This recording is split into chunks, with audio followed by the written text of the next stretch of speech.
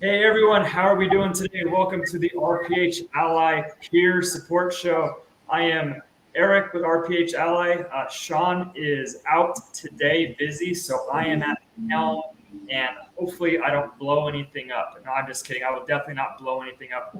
This is a very special episode today. I say that quite often. Today, I really, really mean it. I have Nancy Hooper here, a pharmacist who works with the Tennessee Pharmacy Recovery Network. I was fortunate enough to meet Nancy at the APHA Institute on Substance Use Disorders in Salt Lake City a little over a month ago. Really glad we connected. That's a great conversation. So I wanted to bring her on for her to tell you guys a little bit more about the work that she does right after this reel. If I can find it. Here it is. Hold on. Boom.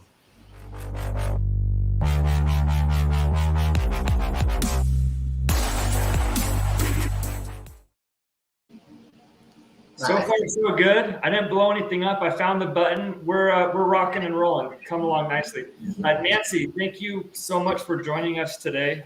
It's really an honor to have you on, and I'm looking forward to hearing what you have to tell our viewers about the work that you do at the Tennessee Pharmacy Recovery Network. Just give us a little bit more information about these pharmacy PRNs that exist, because I don't think a lot of pharmacy professionals are familiar with it or even know that they exist. Yeah, I'd be happy to, Eric. Thank you for the opportunity. And it is my honor for you to ask me to join you today. Just to introduce myself to everybody, my name is Nancy Hooper, and I am the manager of recovery and well-being services for the Tennessee Pharmacists Association. And as part of that role, I'm also the program director for the Tennessee Pharmacy Recovery Network. And I'll explain a little bit about that relationship. Now, I do want to say that every state is different.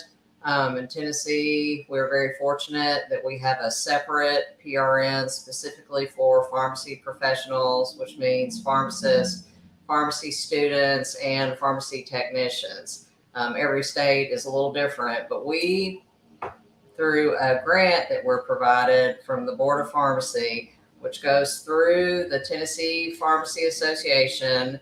We have a 501 3C set up, and it's or C3, however that is. It's the Tennessee Pharmacy Research and Education Foundation. And then the PRN is kind of looped under that. So how the program works is we get referrals, and anyone that is referred to our PRN is kept 100% confidential, which is a godsend, right? And in Tennessee, that is protected by law. It's a law that was rolled out in 2017. So let's say you're a pharmacy professional and you're burnout to the max and you grab some Xanax one day. Whatever happens, you divert from your employer. And your employer refers you to us, or you contact us, or your mother contacts us, we are able to keep you 100% confidential, your relationship with us, your treatment experience, if treatment is recommended. We help people get to the appropriate professional to get evaluated so those kind of decisions can be made. Not everybody needs residential treatment, right? But a lot of people do, especially if you've gotten to the point of stealing drugs from work. So we are actually given access to the treatment information. Oh man, it's storming here. So that we can support you in your aftercare. So whatever your discharge recommendations are, we put those into a monitoring agreement and we take over your aftercare. And that includes things like individual therapy, because that's recommended, but we don't always follow up on that, right? It's expensive. It takes time. We find all these excuses and we don't do it. They recommend 12-step or recovery-related meetings. Well, I have all the intentions when I'm in treatment, but do I always follow up on that, right? So we help with accountability there. Really anything that's recommended by the treatment team, we incorporate into your aftercare agreement with us. And then those are typically for 5 years, unless someone is referred to us by the board, the pharmacy, and the board has mandated differently. but Yeah, normally Nancy, and let me stop there just to ask that clarifying question. So you gave the example of somebody who's caught stealing a controlled substance from their pharmacy because they have a substance use disorder, most likely. Now you're saying if they get caught doing this and referred to the Tennessee Pharmacist Recovery Network, there has to be no reporting to the Tennessee State Board of Pharmacy. Is that correct? as long as the law states, as long as they obtain and most importantly maintain the advocacy of the peer assistance program, which for pharmacy is TPRN, then they are allowed to be kept confidential, and the employer is by law doing the right thing by referring them to the PRN, and they are not obligated to report to the Board of Pharmacy. But you have to be clear that you have to maintain the advocacy of the PRN, which means you can't just, say, no, I don't want to work with you guys, right? Yep. And are there some states, are you aware of, I know you're just in Tennessee, but are there some states where it's a requirement that the employer would need to report this individual to the State Board of Pharmacy?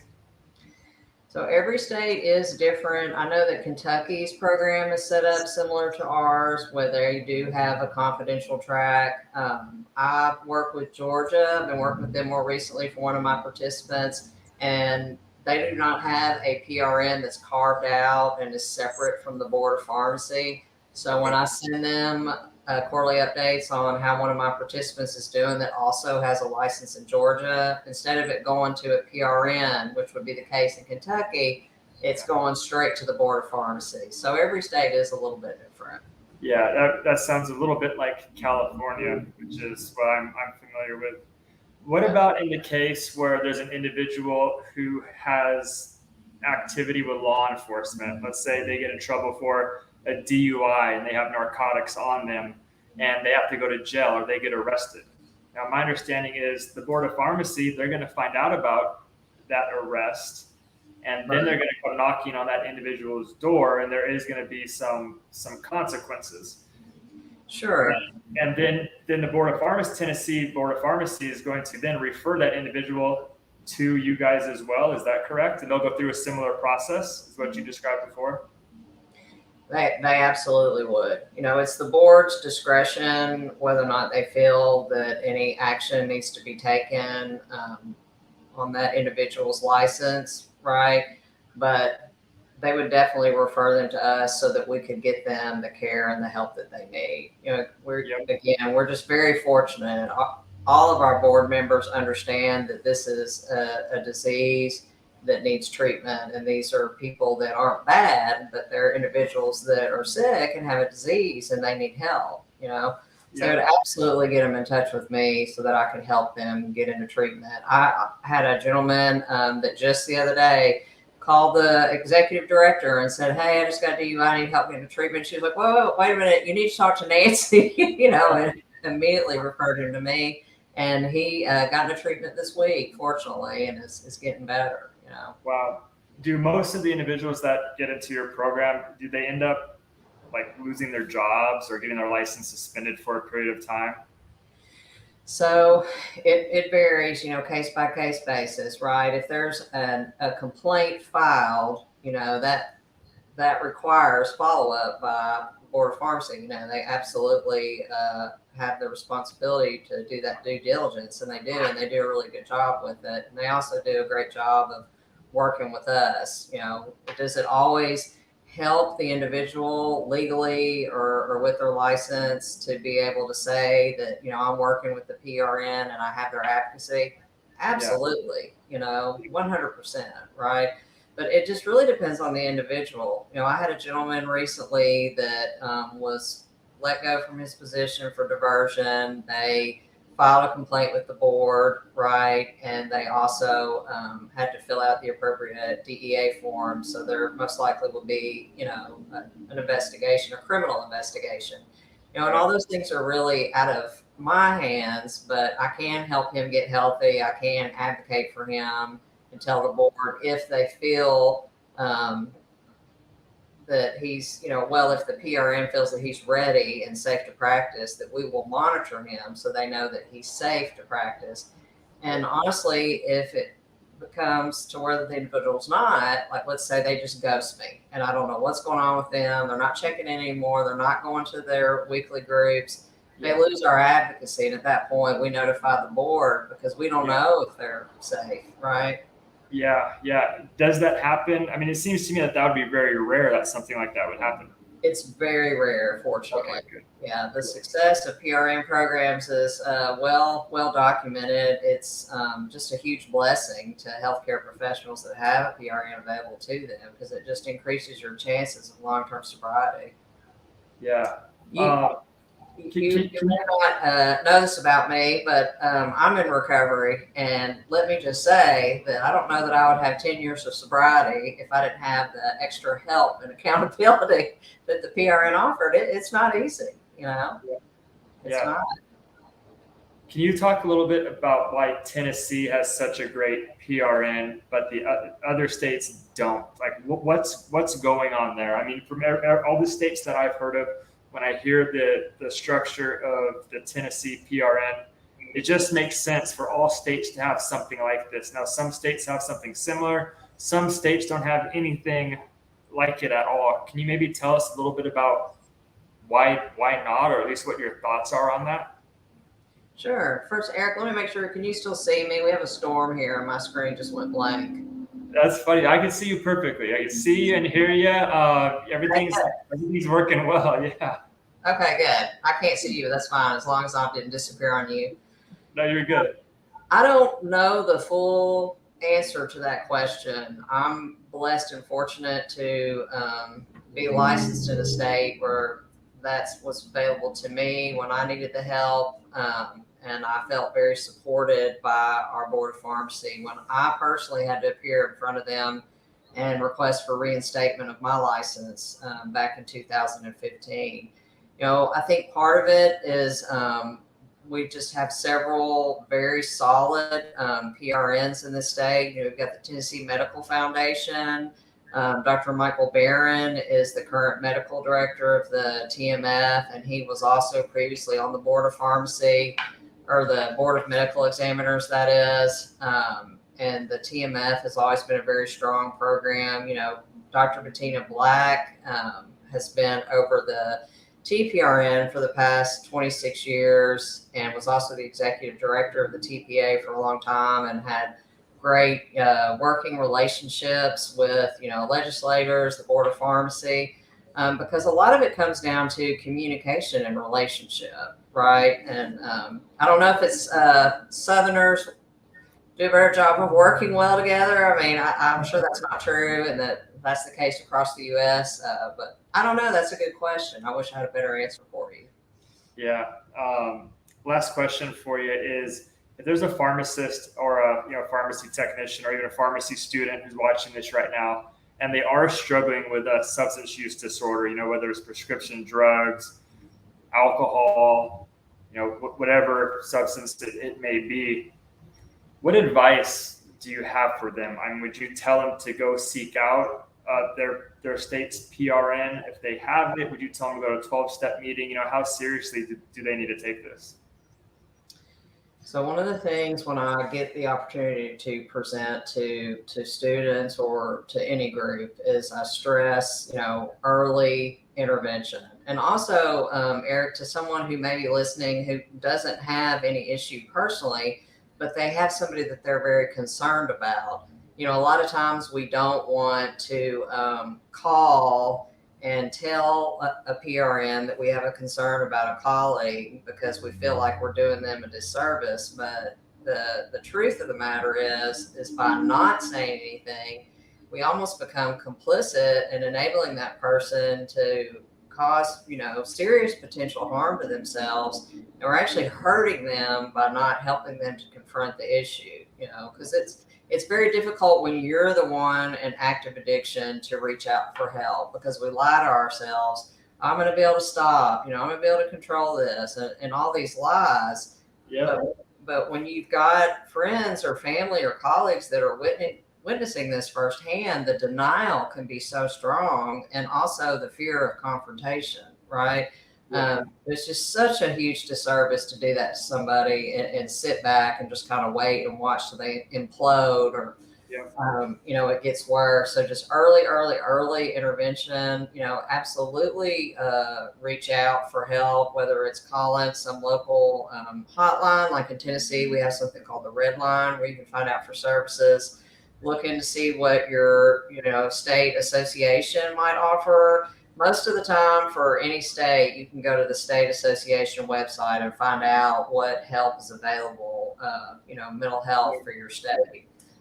That's where ours is housed. And I've been looking at some of those other states' websites, and pretty much all the state associations have really great information on how you can find, mental health services, because it doesn't have to just be about SUD, right? Maybe you're just really burnt out and feel like you're about to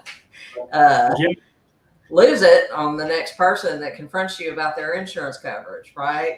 Certainly. Yeah, a little bit about my story, and then we'll wrap it up here in a couple minutes.